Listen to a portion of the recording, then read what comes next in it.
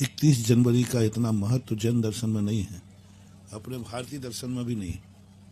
अपना नया वर्ष जो है दीपावली, चैत शुक्ला आदि, सावन वदी एकम आदि ये मनाए जाते, लेकिन पाश्चात्य संस्कृति का प्रभाव ऐसा पड़ा कि लोग 1 जनवरी को मनाने लगे।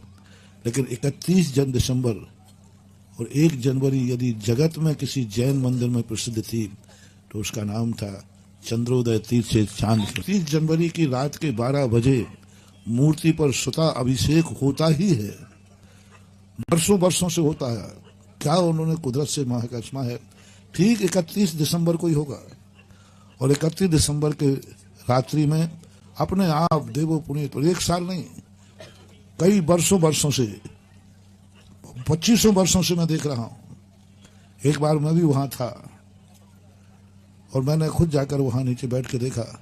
प्रतिदिन बैठता था लेकिन कुछ नहीं, लेकिन 31 दिसंबर को रात्रि में वहां मूर्ति पर एकाएक जल की धारा फूटती है और वो जल इतनी तेजी से फूटता है कि सब लोग अपनी आंखों से देखते हैं। तो चांदखेड़ी 31 दिसंबर और चांदखेड़ी में दरबारा बहुत छोटा सा है, लेकिन भीड़ बहुत, जनता देखने को पहुंचती है, लाइन लगती है और वो 2-3 घंटे क्रम चलता रहता है।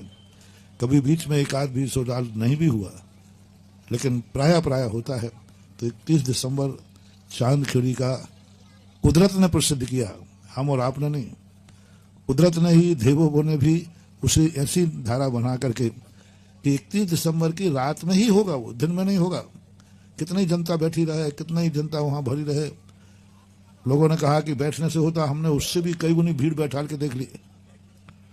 हाँ, मैंने प्रैक्टिकल खुल गया और दूसरे दिन हमने उससे कई गुना भीड़ बैठा रही। उनके 2-2, 4-4 घंटे बैठे रहो और भक्ति करते रहो, लेकिन कुछ भी नहीं हुआ।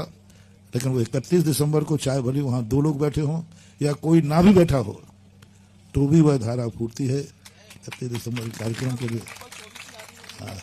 और एक दिन तो ऐसा हुआ, हुकम काका ने बताया कि 72 मूर्तियां और 48 ऐसे करीब 100-150 मूर्तियां हैं।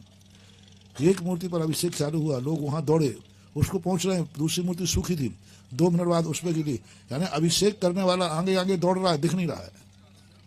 पीछे से जनता दौड़ रही है, पीछे से पब्लिक दौड़ रही है। इस मूर्ति पर देखा अभिषेक, तो अभी पूरी मूर्ति सूखी है, और जैसे इसको देखा दूसरी मूर्ति पर पुनः अभिषेक।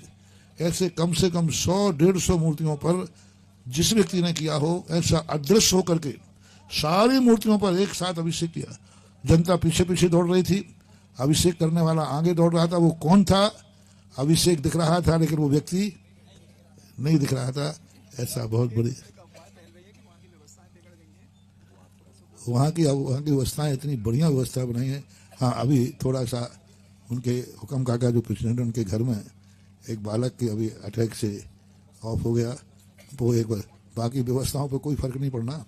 और भारत का तो आज सबसे अच्छी व्यवस्था यदि दुनिया में कहीं है तो चांदखेड़ी की है। पहले अभी, हाँ, पहले इसके पहले, इस साल के पहले भारत में सबसे अच्छी व्यवस्था थी तो तीर्थोदय तीर्थ क्षेत्र गोलाकोट। लेकिन अब उसमें कंपटीशन में चंद्रोदय तीर्थ में जो हुकम काका ने चांदखेड़ी में पूरी 3-4 साल से जो लिया, आज भारत के सभी जैन तीर्थों में, मैं तो 50 दिन तीर्थ घूमता हूँ, सबसे अच्छी सुपर व्यवस्था चांदखेड़ी में है। वहां की व्यवस्था अब कभी गड़बड़ हो ही नहीं सकती। एक ढंग से उन्होंने व्यवस्था बनाई है। बहुत अच्छा, सबको आशीर्वाद।